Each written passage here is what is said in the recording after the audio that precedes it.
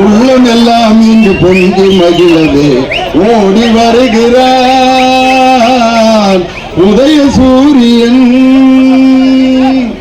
எதுக்கு இங்க கெங்கவல்லிக்கு வந்திருக்காரு அப்படின்னா இன்னொரு அம்மா சொல்லுது, இவர் என்ன வேன்ல வெங்காயம் தக்காளி விற்கிற ஆள் மாதிரி மார்க்கெட்ல வெள்ளைப்பூடு விற்பாங்க, அதே மாதிரிதான். ஏன் இந்த நிலைமைன்னு யோசிக்காதீங்க. வெள்ளைப்பூடு வெங்காயம் விற்கிறதுக்கு ஏற்கனவே லேகிய வித்துக்கிட்டு இருக்காரு எடப்பாடி பழனிசாமின்னு ஒருத்தர். அதை ஒருவேளை வாங்க மாட்டாங்கிறான். இன்னைக்கு நம்ம சகோதர சகோதரிகள்லாம் இங்க ரொம்ப அற்புதமா இங்க கூடி இருக்கிறீங்க, ரொம்ப சந்தோஷமா இருக்கு. ஆஹா, நம்ம சகோதரிகள்லாம் என்ன இப்ப மனசுல நினைச்சுக்கிட்டு இருக்காங்கன்னு நான் கண்டுபிடிச்சுட்டேன். என் தலைவர் ஜூன் மாசம் முதல்வர் ஆனோன்னு இல்லத்தரசியல் 8000 ரூபாய் கூப்பன் ஒண்ணு கொடுக்க போறார். அந்த கூப்பனுக்காகத்தான் நம்ம சகோதரிகள்லாம் காத்துக்கிட்டு இருக்காங்க. நான் குடியிருக்கிற சென்னை பல்லாவரத்தில் ஒரு அம்மா என்கிட்ட சொன்னாங்க, நான் அப்படி ஒரு 2 ஃபேன் எடுத்து வச்சுட்டேன். அப்புறம் என்ன எடுத்து வச்சான்னு கேட்டேன். மிக்சிங் கிரைண்டரும் சேர்ந்து ஒரு கம்பெனியில போட்டிருக்காங்க, அதை எடுத்து வச்சிருக்கேன். 4வது பொருள் என்னன்னு கேட்டதுக்கு, இப்ப வர்ற நிலைமையை பார்த்தா கேஸ்ன்னு ஒண்ணு கொடுப்பாங்களா இல்லையான்னு சந்தேகமா இருக்கு. அதனால எலக்ட்ரிக் அடுப்பு ஒண்ணு எடுத்து வச்சிருக்கேன். அப்ப அந்த அம்மாட்ட கேட்டேன், இன்னும் எலெக்ஷனே முடியலையேம்மா, யாரு முதலமைச்சரா வரப்போறாருன்னு இன்னும் முடிவாகலையே, அதுக்குள்ள நீங்க எப்படி இந்த 4 பொருளை எடுத்து வச்சீங்கன்னு கேட்டதுக்கு அந்த அம்மா சொல்லிச்சு, எங்க அண்ணன் ஸ்டாலின் சொன்னா செய்வாரியா, 100% அவர் மேல நம்பிக்கை இருக்கு. பொங்கல் எப்படி கொண்டாட போறோம்னு முழிச்சுக்கிட்டு இருந்தா 3000 ரூபாய் எங்க அக்கௌண்ட்ல போட்டார். எலெக்ஷனை காமிச்சு 1000 ரூபாய நிப்பாட்டுறதுக்கு எடப்பாடி பழனிசாமி அண்டர் கிரவுண்ட் உள்ளடி வேலை பார்த்தார். கோர்ட்ல கேஸ போட்டு நிப்பாட்டி போடலாம. என் தலைவர் அதை சுதாரிச்சு ஒரே நாள் நைட்டு 1,31,00,000 பெண்களுக்கு 5000 ரூபாய் நிதி போட்ட ஒரு தலைவர், உரிமை தொகை கொடுத்த தலைவர். அதனால அவர் மேல நம்பிக்கை இருக்கு, அவர் செஞ்சிருவாரு. அதனால இந்த 8000 ரூபாய் கூப்பனுக்காக நாங்க காத்துக்கிட்டு இருக்கோம்னு ரொம்ப அருமையா சொன்னாங்க. 21 கட்சி கூட்டணி, ராகுல் காந்தி அவர்கள் தலைமையில் இருக்க இந்திய தேசிய காங்கிரஸ் அப்படின்ட்டு அடுத்து இன்னொரு சாமி பாட்டு பாடலான்ட்டு, பள்ளி கட்டு சபரிமலைக்கு கல்லும் முள்ளும் காலுக்கு மெத்தைனார். அதுக்கு அப்படியே மண்டை ஆட்டினேன். அடுத்து இஸ்லாமிய பாட்டு அனிஃபா ஐயா பாட்டை பாடலான்னு, அல்லாஹ்வை நாம் தொழுதால் சுகம் எல்லாமே ஓடி வரும், அந்த வல்லோனை நினைத்திருந்தால் நல்ல வாழ்க்கையும் தேடி வரும். அதுக்கு அப்படியே மண்டை ஆட்டினேன். சரி, கிறிஸ்தவ பாட்டு பாடலாம். சந்தோஷம் பொங்குது, சந்தோஷம் பொங்குது, சந்தோஷம் என்னில் பொங்குது, அல்லேலூயா இயேசு என்னை ரட்சித்தார். அதுக்கு மண்டை ஆட்டினேன். என்னடா என்ன பாட்டு பாடினாலும் மண்டை ஆடிக்கிட்டு இருக்கானே அப்படின்னு கச்சேரி முடிஞ்சு போய்கிட்டு இருக்காரு. அப்பயும் மண்டை ஆடிட்டே இருந்தேன். என்னடா பாடி முடிச்சுட்டே இப்பயும் மண்டையாடிக்கிட்டு இருக்கேன்னதுக்கு அவன் சொன்னான், பிறந்ததுல இருந்தே நான் மண்டையாடிக்கிட்டு இருக்கிறேங்க. நான் மண்டையாடுறத பார்த்துட்டு நம்ம யாரையா இத்தனை பாட்டு பாட சொன்னதுன்னு கேட்டான். இந்த மண்டையாடுறது வேற யாரும் இல்லை, எடப்பாடி பழனிசாமி தான். மோடி கூப்பிட்டு இங்க வா, வந்தேன், உட்காருகிறேன், பேசுகிறேன், எந்திரிக்கிறேன், வா வருகிறேன் அப்படின்னு அந்த மோடிக்கு ஆடுற சர்க்கஸ் கம்பெனியோட சிங்கம் புலி குரூப் தான் யாரு, எடப்பாடி. இந்த சர்க்கஸ்ல ஒருத்தர் சாட்டையை வச்சுக்கிட்டு அப்படின்னாரு, அது வாட்டி கூண்டுக்குள்ள போய் கறியை போடுவாங்க திங்க.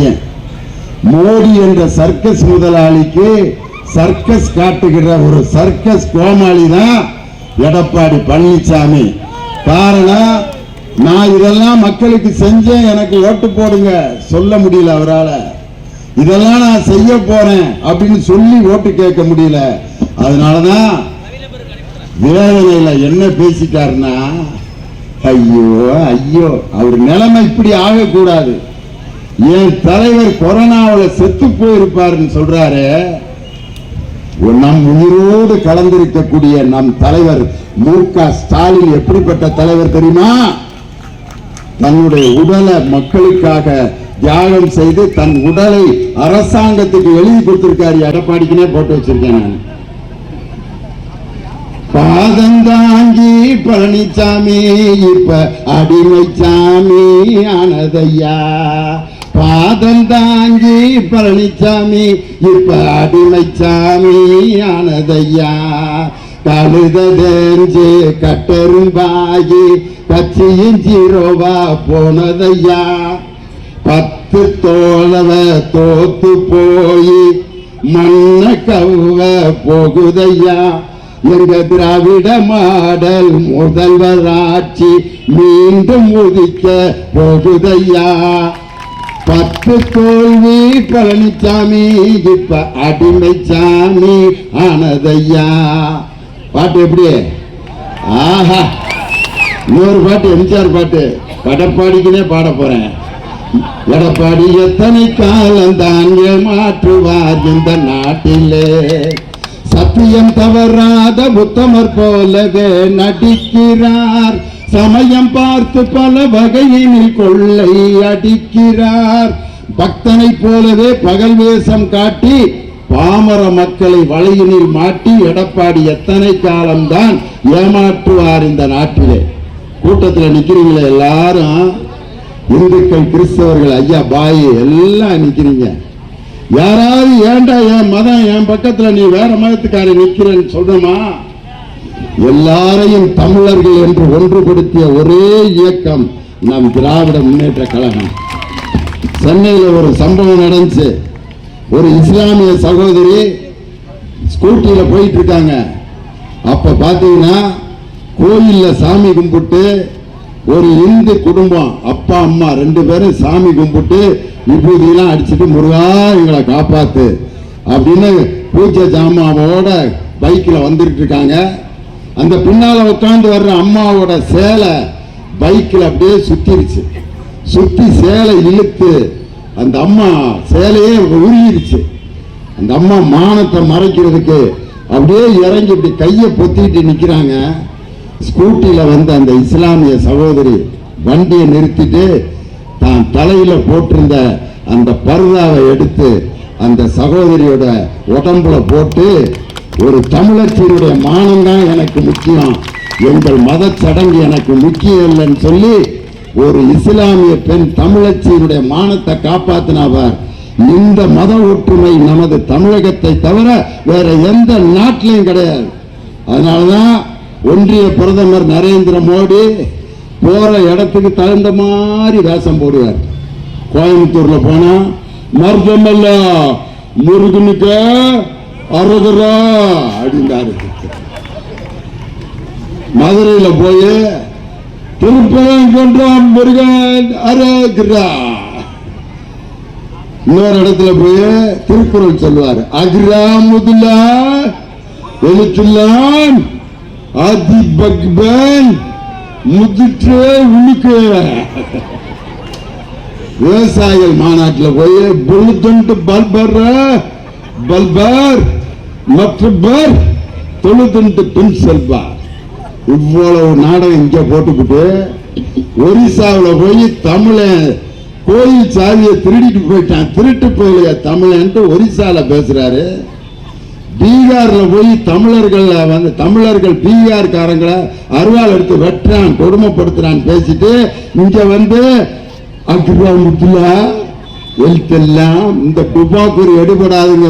மிஸ்டர் நரேந்திர மோடி, எங்கள் தமிழ்நாடு திராவிட கோட்டை தந்தை பெரியாருடைய திராவிட மண்ணில மோடியோட துபாக்கூர் நாடகம் எடுபடவே எடுபடாது. கும்பிடு பாத்தீங்களா? எங்க சின்னதுரை எப்படி கும்பிட்டு இருக்காரு. இந்த மாதிரி ஆளை நம்பலாம். நேருக்கு நேர் இப்படி கும்பிடுறான் பத்தியா, நம்பலாம். எங்க அண்ணன் இந்த மாவட்டத்தை வெற்றி மாவட்டமாக மாற்ற போகும் அண்ணன் SRS என்று எல்லோராலும் பாசப்படும் அண்ணன் SR சிவலிங்கத்தை நீங்க கும்பிடுங்க. இப்படித்தான் வணக்கம் போடுவார். மோடி கும்பிட பாத்தீங்களா? கூவ கும்பிடு. இந்த பூல கும்பிடு போறவங்க எப்ப வேணாலும் காலை வாருவாங்க. மோடி இப்படித்தான், யாருக்கு கும்பிடு போட்டாலும் காலை வாடுறதுக்கு எடப்பாடி அடுத்த டிக்கெட் ரெடியா இருக்காரு. காலை வாரி நிதிஷ்குமாரை எப்படி பொட்டியை கட்டி டெல்லிக்கு அனுப்பிட்டு இப்ப பாஜக முதலமைச்சர் ஆயிடுச்சு பீகார. அது மாதிரி எடப்பாடிங்கிற கட்சியை பொட்டியை கட்டி விட்டு பூல கும்பிடு மோடி தமிழ்நாட்டை கைப்பற்ற வேண்டும் என்று நினைக்கிறார். எங்கள் தலைவர் ஸ்டாலின் இருக்கும் வரை எந்த கொம்பனும் தமிழ்நாட்டை தொட்டு கூட பார்க்க முடியாது. Tamil Nadu is out of control of central government. இந்த தைரியம் யாருக்காவது வருமா? ஒரே ஒரு செய்தி மட்டும் சொல்றேன், கூழ கும்பிடு போடுற ஆளை நம்பவே கூடாது.